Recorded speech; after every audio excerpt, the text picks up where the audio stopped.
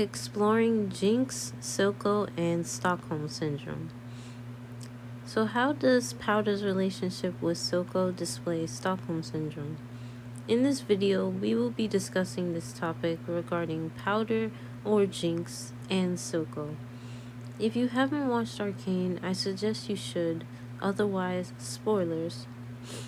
First of all, some of you might be wondering, what is Stockholm Syndrome? In simple terms, Stockholm Syndrome is a psychological response to being held captive. People with Stockholm Syndrome form a connection with their captors. This can form a bond between the abuser and the person being abused.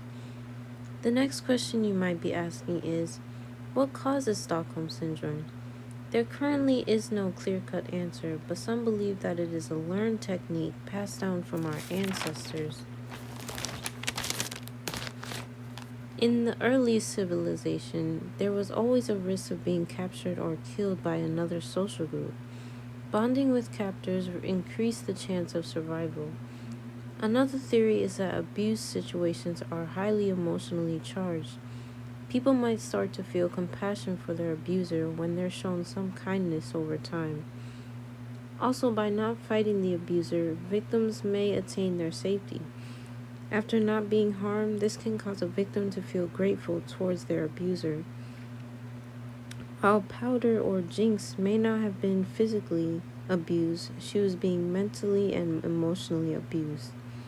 After mostly causing the demise of Powder's family, with accidental help from Powder herself, unfortunately, he manipulated her into believing that her sister betrayed her and saw her as a monster that could only cause destruction.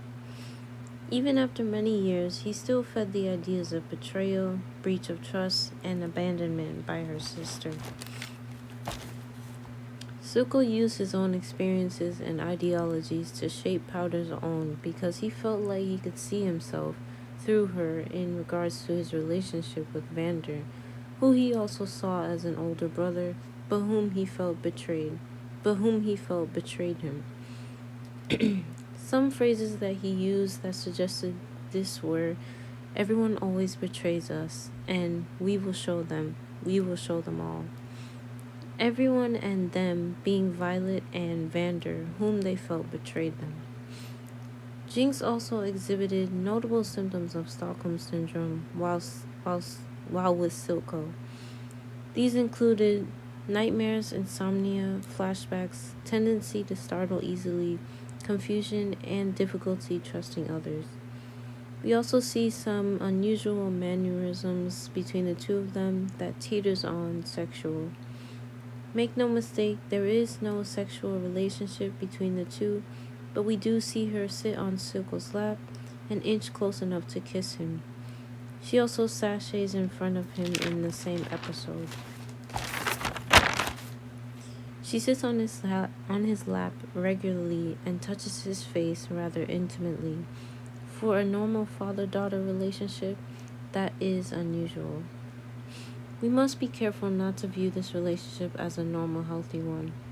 A good father would not try to kill his daughter's friends and family. A good father would not use his daughter as a weapon to murder and injure people. A good father does not take his daughter to a scientist so he can experiment on her body to keep her alive.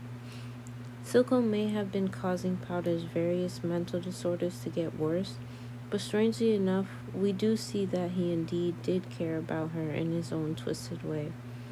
Although this may be the case, we must still realize that in fiction and in real life, when someone is held against their will and manipulated, it is not for the betterment of their well-being, but rather to the detriment. Once we know this, we can begin to understand the complicated yet interesting relationship between these two people. And with that is the end of the video. So, thank you for sticking around and listening. I love talking about Jinx and her character and the characters in Arcane. So, if you would like to hear more, please tune in again to my channel. Okay, have a nice rest of your day.